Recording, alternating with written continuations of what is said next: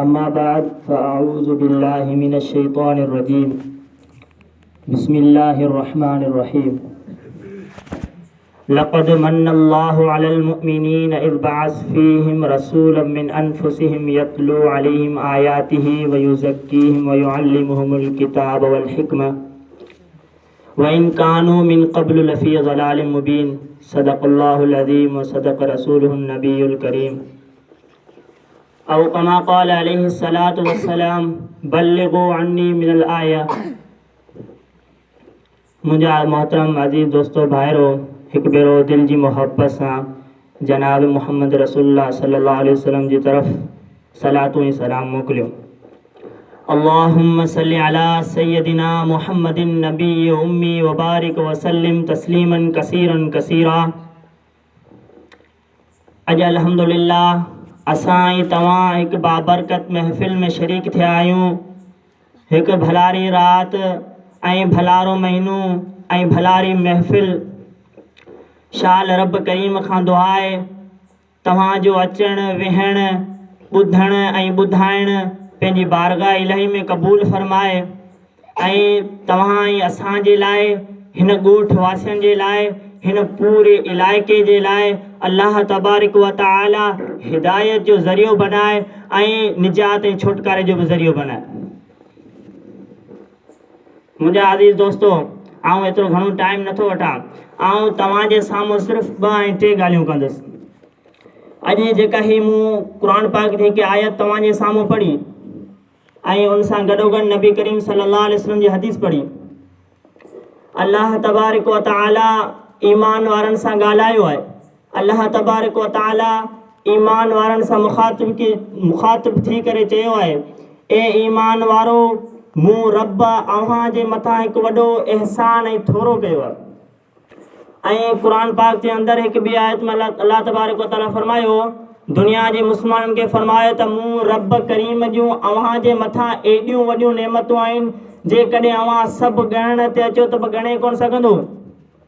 ऐं उहे रब जूं नेमतूं अल्लाह तबारक व तआला मुस्लमाननि खे बि ॾिनियूं, यहूदियुनि खे बि ॾिनियूं, मुशरिकनि खे बि ॾिनियूं, मुनाफ़िक़नि खे बि ॾिनियूं। रब करीम फरमायो, वइन तुअद्दु निअमतुल्लाहि ला तुहसूहा। चई पूरा दुनिया जा मुस्लमान मिली करे मूं रब जी नेमतनि खे जेकॾहिं ॻणींदा त बि ॻणे कोन सघंदा। खोलियो क़ुरान शरीफ़ 3 सिपारे में सूरत नबा में 2 आयतूं छॾे करे अल्लाह तबारक व तआला पंहिंजे नेमतनि जो ज़िक्र कयो आहे। फरमायई, अलम नजअलिल अर्ज़ मिहादा वल जिबाल औतादा व खलक़नाकुम अज़वाजा वजअलना नौमकुम सुबाता वजअलना लैल लिबासा वजअलना नहार मआशा व बनैना फौककुम सबअन शिदादा वजअलना सिराजन वहाजा व अनज़लना मिनल मुअसिराति माअन सज्जाजा लिनुख़रिज बिही हब्बन व नबाता व जन्नातिन अल्फाफा।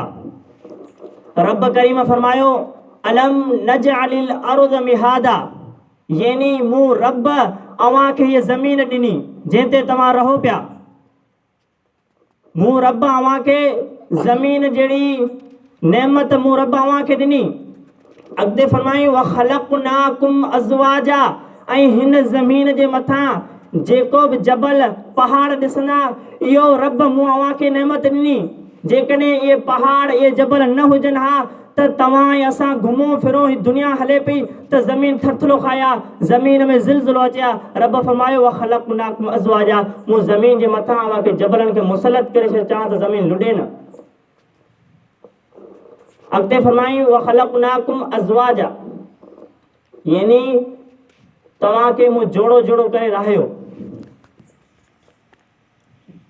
वजअलना नौमकुम सुबाता, अॻिते फरमायूं, वजअलना नौमकुम सुबाता, तव्हां खे निंड जी ज़रूरत हुई, मूं रब करीम अव्हां खे निंड जी बि नेमत ॾिनी। अॻिते वरी फरमायूं, वजअलना लैल लिबासा, तव्हां खे राति जी बि ज़रूरत हुई, तव्हांजी ज़िंदगी में राति जी बि ज़रूरत हुई, मूं रब करीम अव्हां खे राति जी बि नेमत ॾेई छॾी। अॻिते फरमायूं, वजअलना नहार मआशा, ऐं अव्हांखे ॾींहं जी बि ज़रूरत हुई, मूं रब करीम अव्हांखे ॾींहं जी बि नेमत ॾेई छॾी। अॻिते फरमाई व बनैना फौक़कुम सबअन शिदादा, चई तव्हां थोरी नज़र मथे करे ॾिसंदा त 7 आसमान मूं रब करीम अव्हांखे ॾेई छॾिया। ऐं थोरो सोच ऐं वीचार कंदा त न को थंबो न को थूणी, बग़ैर थंबे बग़ैर थूणी जे मूं रब करीम हेॾा 7 आसमान अव्हांजे ज़मीन मथां मुसलत करे छॾिया, इहा मूं रब करीम अव्हांखे नेमत ॾेई छॾी।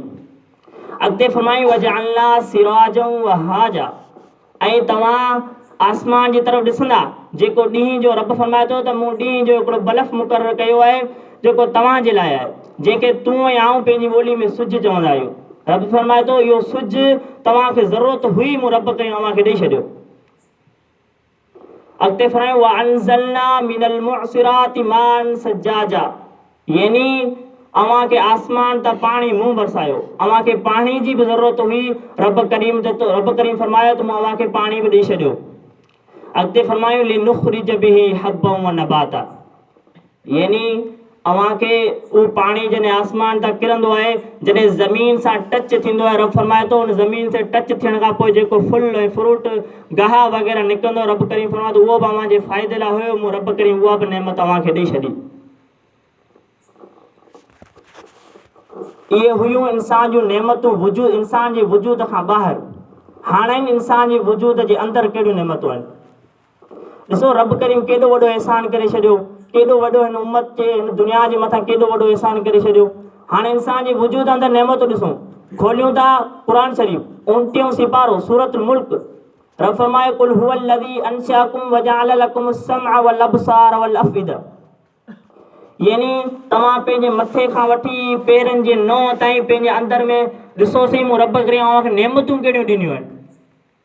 अखियुनि जे तरफ़ ॾिसंदा मूं रब करीम अव्हांखे अखियूं ॾिनियूं, अव्हां पंहिंजे ॿाहुनि जे तरफ़ ॾिसंदा मूं रब करीम अव्हांखे ॿाहूं ॾिनियूं, ऐं हर शइ जो रब करीम इंसान जे जिस्म जे अंदरि जोड़ो जोड़ो ॾिनो आहे। ऐं रब करीम फरमायो जेकॾहिं अव्हांजी हयाती जे लाइ दिलि खपी थिए, मूं रब करीम उहा दिलि बि अव्हां इंसान जे अंदरि ॾेई छॾी।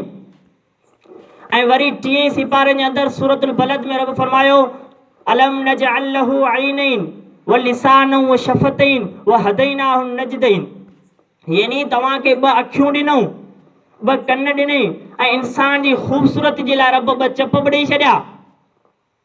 रब हर हिकु नेमत इंसाननि खे ॾेई छॾी,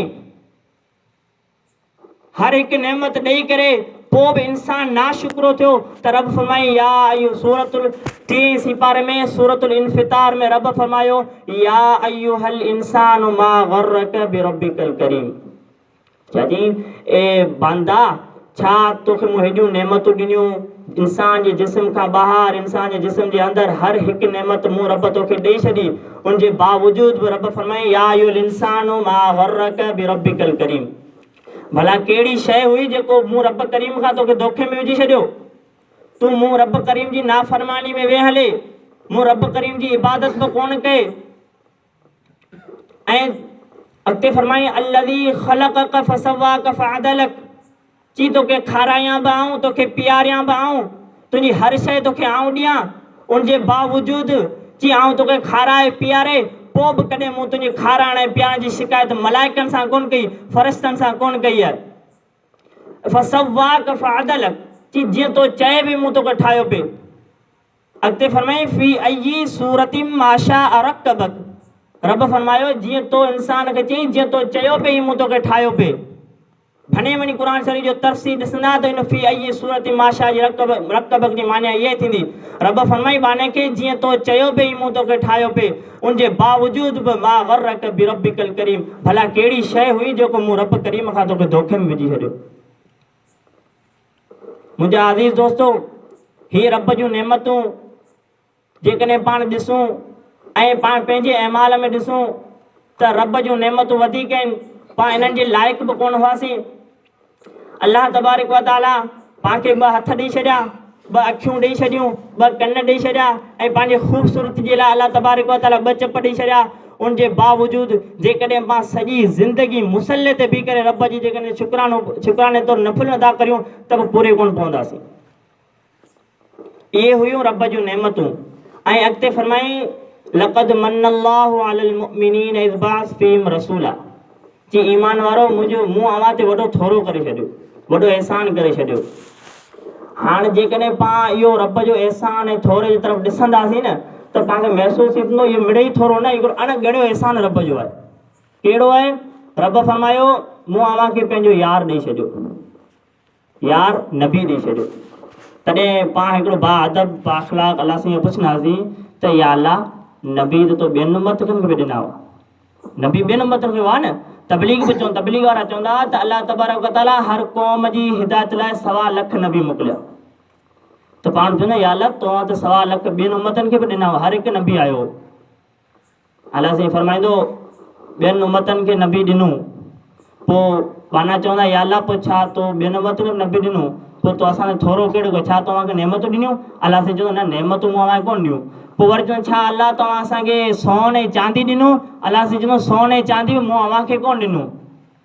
पोइ रब फरमाईंदो इहो मुहम्मद जंहिंजो फ़र्शी नालो मुहम्मद ऐं अर्शी नालो अहमद चओ सल्लल्लाहु अलैहि वसल्लम। रब करीम फरमायो त दुनिया हज़रत आदम अलैहिस्सलाम खां वठी हज़रत ईसा अलैहिस्सलाम ताईं, उनखां पोइ अल्लाह जो रसूल सल्लल्लाहु अलैहि वसल्लम मबूस थिया दुनिया जे अंदरि। तब रब फरमायो हज़रत आदम अलैहिस्सलाम जे वजूद खां पहिरियां ई मूं अल्लाह जो रसूल सल्लल्लाहु अलैहि वसल्लम खे पैदा करे छॾियो हुयो। ऐं उहो नबी जंहिंखे हज़रत ईसा खे त अल्लाह सां दीदार करायो तूर सीना जबल ते, कंहिंखे किथे करायो, कंहिंखे किथे करायो, जनाब रसूलुल्लाह सल्लल्लाहु अलैहि वसल्लम खे रब ज़मीन खां वठी अर्श ताईं खणी वियो, उते खणी विहारे फरमाई फ़कान क़ाब क़ौसैन औ अदना, ऐं महबूबा मुंहिंजे वेझो थी, यानी ही फ़ासिलो हुयो बसि रब ऐं रब जो रसूल, एतिरो अल्लाह जो नबी अल्लाह खे प्यारो हुयो। मुंहिंजा आज़ीज़ दोस्तो ख़ुशि नसीब पाण आहियूं जेको अल्लाह जो प्यारो नबी अल्लाह सां पांखे ॾिनो। किताब हिकिड़ो वाक़ियो लिखंदा, मिसाल जे तौर पर हिकिड़ो माण्हू हुयो, कंहिं शहर जे अंदरि हुयो, दुकान तां हिकिड़ी टिक ख़रीद कई जेका ॾाढी ख़ूबसूरत हुई, ऐं उहा टिक जॾहिं घरे खणी आयो ऐं जॾहिं घरवारी खे ॾिनई ऐं उन घरवारी खे टिक वणी वई, ऐं उन घरवारी चई जॾहिं वरी वञी न तॾहिं साॻी अहिड़ी टिक हिकिड़ी वठी अची आहे, तव्हां त घर में जोड़ो हुजे टिकनि जो। तॾहिं उहो वरी दुकान ते वियो, वापसी जे इत्तिफ़ाक़ सां वञणु थियो, तॾहिं उहा साॻी दुकान ते वियो, दुकानदार खे जो अॻु में मूं तोखां टिक वरिती उहा साॻी ॾे। दुकानदार चयो अॻु में जेका तो टिक ॾिनी उहा हुई मूं वटि हिकिड़ी, हाणे उहा टिक कोन मिलंदी। चई किथां कंपनी खां घुराए ॾे, चई कंपनी वारे खां कोन मिलंदी, हाणे जेको कंपनी वारे जेका ठाही हाणे उहा मिलंदी ई कोन। चई ईअं हिकिड़ो मिसाल नओं बुज़ुर्ग त ईअं ई सॼी दुनिया मिली करे चए या रब जेको नबी करीम सल्लल्लाहु अलैहि वसल्लम ॾिनो नी उन उम्मत खे, अहिड़ो नबी असांखे बि ॾे, अहिड़ो जोड़ो असांखे बि ॾे, हाणे घर अहिड़ो जोड़ो हुजे उन उम्मत जे लाइ। अलाह साईं फरमाईंदो कि जंहिं साचे मां मोहम्मद करीम सल्लल्लाहु अलैहि वसल्लम ठाहियो मूं साचो ई तोड़े छॾियो, जंहिं कलम मां मोहम्मद मुस्तफ़ा जो हुस्न ऐं निगार ठाहियो उहो कलम मूं तोड़े छॾियो। यानी हाणे अल्लाह जे रसूल सल्लल्लाहु अलैहि वसल्लम अहिड़ो ख़ूबसूरत नबी हाणे दुनिया में ईंदो ई कोन। त ॻाल्हि करण जो मक़सदु अल्लाह जो रसूल सल्लल्लाहु अलैहि वसल्लम हिन दुनिया में आया, फरमायूं तौहीद जो पैगाम खणी आया, हर हिक खे इस्लाम जी तरफ़ दावत ॾिनऊं, हर हिक खे पंहिंजी सुन्नत ॿुधायूं। अॼु असां ऐं तव्हां पंहिंजे अंदरि में झाती पिया ॾिसूं त असां उन रसूल जी कहिड़ी फर्मा बरदारी कई आहे, अल्लाह जी कहिड़ी फर्मा बरदारी कई आहे। असां अल्लाह जो रसूल सल्लल्लाहु अलैहि वसल्लम महराज त वापसी निमाज़ जो तोहफ़ो खणी आया, पाण उन महराज जे तोहफ़े खे पाण ठुकराए छॾियो। दावा त कंदा आहियूं असां अल्लाह जा आशिक़ रसूल आहियूं, पर असां उन तोहफ़े खे ठुकराए छॾियो जेको अर्श मोला तां खणी हेठि आयो। ख़ुशि थींदे आयो त मुंहिंजी उम्मत जे लाइ तोहफ़ो, अॼु उम्मत उहो तोहफ़ो ई ठुकराए छॾियो। अल्लाह जे रसूल सल्लल्लाहु अलैहि वसल्लम फरमायो त ॾाढ़ियुनि खे वधायो, मुछनि खे कूड़ायो। असां ॾाढ़ियुनि खे ऊंधी उबतड़, ॾाढ़ियुनि खे कूड़ाए छॾियो, मुछनि खे वधाए छॾियो। यकीन करियो रोज़े रसूल में अल्लाह जो रसूल सल्लल्लाहु अलैहि वसल्लम ॾाढो ॾुखारो थींदो। ईअं न आहे त अल्लाह जे रसूल, ईअं न आहे त अल्लाह जे रसूल खे ख़बर न हूंदी। हर ख़मीस ते किताब लिखनि था त हर ख़मीस ते हर हिकु उम्मती जो अमाल नामो रोज़े रसूल ते रसूल सल्लल्लाहु अलैहि वसल्लम खे पेश थींदो आहे। तुंहिंजी उम्मत जे अहिड़ा करतूत आहिनि, अहिड़ा कारनामा आहिनि। मुंहिंजा अज़ीज़ दोस्तो कोशिशि कयो अल्लाह ऐं अल्लाह जे रसूल खे राज़ी कयो। हीअ दुनिया फ़ानी आहे, नबी करीम ने फरमाया दुनिया मिज़रतुल आख़िरत, यानी दुनिया आख़िरत जी खेती है। जेको हिते कंदा अॻियां वञी सवाब अजर मिलंदो। उनजे करे पंहिंजो पाण खे सुधारियो, अल्लाह ऐं अल्लाह जे रसूल सल्लल्लाहु अलैहि वसल्लम खे सुञाणो, रब जे पैगामनि अहकामनि खे अपनायो त यकीनन ॿई जहान मोचारा थी पवंदा। रब करीम खां दुआ आहे जेको कुझु मूं चयो अवां ॿुधो उनजे मथां अमल करण जी तौफ़ीक़ अता फ़रमाए। व आख़िर दावाना अल्हम्दुलिल्लाहि रब्बिल आलमीन।